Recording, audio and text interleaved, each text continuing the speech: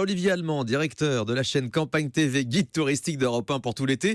Vous allez nous faire découvrir le Berry en plein centre de la France donc. Oui, souvent méconnu, je le disais tout à l'heure, est situé donc à la confluence de deux départements, l'Indre et le Cher, et c'est un peu le Bourges qui est la capitale du Berry, et il se compose d'une partie du Val-de-Loire, pour vous situer, d'une partie de la Sologne, du Sancerrois, de la Champagne-Berrichonne, du Bois-Chaud et de la Brenne. Ah bah non, c'est au milieu de tout là. C'est au milieu de tout justement, c'est un peu un conglomérat, et c'est historiquement justement un pays qui existe depuis le Moyen-Âge. Vous l'aurez compris, évidemment c'est un pays essentiellement rural. Notamment avec ces fermes qui étaient appelées des granges à auvents, justement pour protéger les hommes et le matériel, et ainsi que les animaux des intempéries.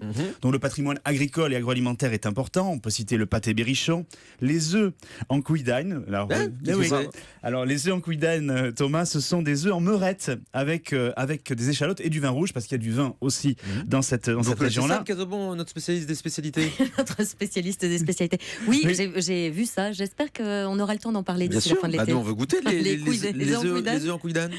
Les lentilles vertes du Berry, là aussi, les fromages, parce que là aussi c'est un pays d'élevage et donc de fromage. Lesquels ? Crottin de Chavignol notamment, Anissa. Le meilleur. Le Pouligny Saint-Pierre, vous le savez, qui est un peu pyramidal. Le Valençay, le sel sur Cher, vraiment la chèvre est au cœur de ce pays, et puis accompagné de ces vins bien connus, les vins de Sancerre, de Reuilly ou du coteau du Giennois. Ah oui, ça vient de là-bas aussi. Alors qui dit territoire rural dit que la nature est présente partout dans cette région, et évidemment on va là-bas pour en profiter. Ah oui, c'est incontestablement un des atouts du Berry. La nature qui est préservée, elle est aussi, on va dire, magnifiée par la main de l'homme. Il y a beaucoup de parcs et de jardins, alors évidemment d'inspiration monastique, artistique, parce que finalement il y a beaucoup de châteaux. On peut en citer par exemple le château de Bouges, qui est une véritable réplique donc du petit Trianon de Versailles. Ah oui, carrément. Ah oui, le château d'Azelferron.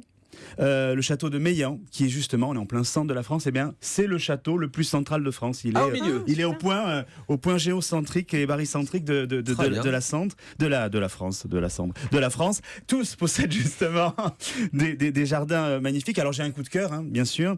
Coup de cœur pour le château et les jardins du château de Nohant. Et alors le château de Nohant, Anne, c'est le château, le domaine de la romancière George Sand. Et c'est dans son jardin qu'elle trouva l'inspiration, en tout cas, pour tous ses romans. Alors c'est un jardin. Non, justement, de la Mare au Diable notamment. Donc c'est un jardin qui fait plus de 6 hectares aujourd'hui, et qui est composé justement d'atmosphères différentes, parce qu'elle voulait s'inspirer d'atmosphères différentes. On va y retrouver évidemment des vergers, des parterres fleuris magnifiques, une roseraie mais exceptionnelle, et aussi un potager, et là aussi haute spécificité, une ribambelle d'arbres centenaires, à l'image des 2 cèdres qui ont été plantés, qu'elle a plantés à la naissance de ses 2 enfants. Donc là aussi évidemment ils sont bicentenaires au moins, et de l'if à l'ombre duquel elle repose aujourd'hui, puisqu'elle s'est fait enterrer à cet endroit-là. Un jardin chargé d'histoire. Chargé d'histoire. Et alors je vous conseille bien sûr de visiter aussi le château du XVIIIe siècle, qui va avec le jardin bien sûr, avec le point d'orgue, c'est la visite de la chambre de George Sand. Elle s'était fait faire un petit bureau donnant justement directement sur le jardin pour s'inspirer et écrire donc ses romans. Et puis il y a un autre point important dans le château, c'est le théâtre, parce qu'elle invitait régulièrement donc ses amis, que ce soit Chopin, Flaubert, Franz Liszt, Delacroix, et ils y ont tous. C'est chic d'avoir Chopin, Flaubert et Franz Liszt comme amis.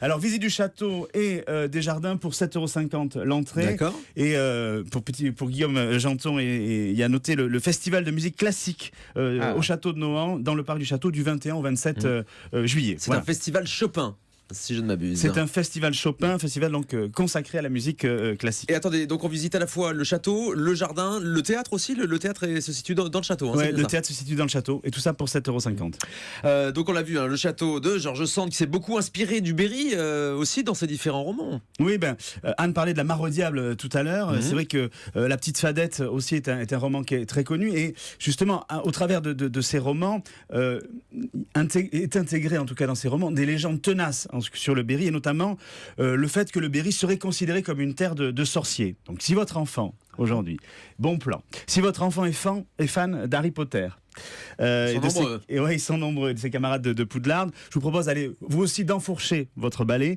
et d'aller découvrir un des musées les plus atypiques de France, qui est le musée de la sorcellerie de Concresso, qui est situé justement entre la Sologne et le Sancerrois.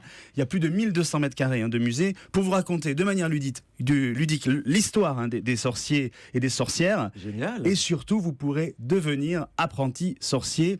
Et justement, on a en ligne le conservateur du musée, Serge Van Poek, pour nous en parler. Bonjour Serge. Bonjour. Merci d'être avec nous dans le Grand Direct des Régions sur Europe 1. Vous êtes donc le conservateur de ce musée de la sorcellerie. Pourquoi avoir choisi de créer ce musée ?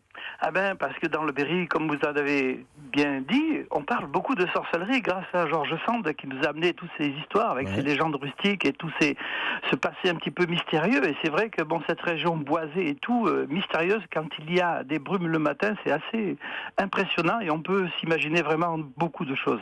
C'est mystérieux, effectivement. Qu'est-ce qu'on voit dans votre musée ? Alors c'est comme un musée monté avec une centaine de personnages en taille réelle, comme vous et moi, et qui représentent l'histoire en commençant par l'imaginaire, ça veut dire Merlin l'Enchanteur, les dragons, la sorcière avec sa paume, les sabbats, puis ensuite on continue sur différentes salles avec la mythologie, la préhistoire, l'Inquisition et ses procès, puis une grande salle concernant aussi l'histoire du Berry avec ces procès de sorcellerie qui ont eu lieu dans la région, qui ne sont pas les plus importants de France, mais qui sont quand même là, avec des histoires un petit peu extraordinaires qui ont amené sur les bûchers des pauvres gens accusés de ce crime de sorcellerie. Vous allez jusqu'à Harry Potter ? On parle même du vaudou et de la sorcellerie d'aujourd'hui et des plantes sorcières surtout, parce que là aussi il y a un monde fantastique à travers les plantes dans cette région où on pouvait faire ensorceler des animaux simplement en leur jetant des feuilles dans le fourrage et puis de croire qu'ils étaient ensorcelés et puis comme ça on pouvait se faire un petit peu d'argent. Vous êtes vous-même un grand sorcier, Serge. Ça pourrait, mais je le fais pas. Les enfants doivent adorer ça, j'imagine. Vous leur proposez des activités bien particulières pour devenir apprentis sorciers eux aussi ? Aussi, oui, il y a également des activités, parce que le musée le musée évidemment, mais aussi comme les jeudis après-midi comme aujourd'hui, et puis les autres jeudis du mois de juillet et d'août, on leur propose les deux activités, visite du musée guidé, plus dans le parc derrière, on a une animation sur les plantes sorcières où on peut découvrir certaines de ces plantes qui ont servi et qui peuvent encore peut-être servir à prétendre faire sorcellerie ou surtout magie quelquefois, mais aussi médecine et poison. Et donc vous fabriquez ces potions magiques ? Oh, les fabriquer pas trop, non. Je peux montrer les plantes qui en sont issues et puis de parler de toutes ces choses-là parce que c'est tout un monde qui remonte à la préhistoire où nos ancêtres utilisaient déjà ces plantes pour la chasse, la guerre et peut-être dite magie et dite sorcellerie aussi. Et est-ce que comme dans Harry Potter, vous avez une activité de ballet volant ? Oui, on le fait, mais que pour les groupes en visite. On fabrique un balai quand même, fabriqué avec des plantes locales et puis surtout un manche en noisetier qui nous permet de s'approcher des rivières et des zones humides. Ça a l'air d'être très sympa, hein. C'est donc le musée de la sorcellerie. Où se trouve précisément votre musée ? Alors, comme vous avez dit, Concresso, c'est dans le nord du Cher, à une trentaine de kilomètres au nord de Sancerre. Et ici, vous trouverez également aussi, comme vous avez parlé de gastronomie, des langues de sorcière, de la bière de sorcière, et en même temps du vin de sorcier qui vient de Sancerre aussi, la cuvée du démon. La cuvée du démon, très bien. J'imagine que vous êtes ouvert, comme la salsa du démon. J'imagine que vous êtes ouvert tous les jours cet été ? Oui, tous les jours de 10h à 19h, sans interruption. Merci beaucoup Serge Van Poek d'avoir été en ligne et en direct avec nous depuis donc ce musée de la sorcellerie qui se trouve dans le Berry.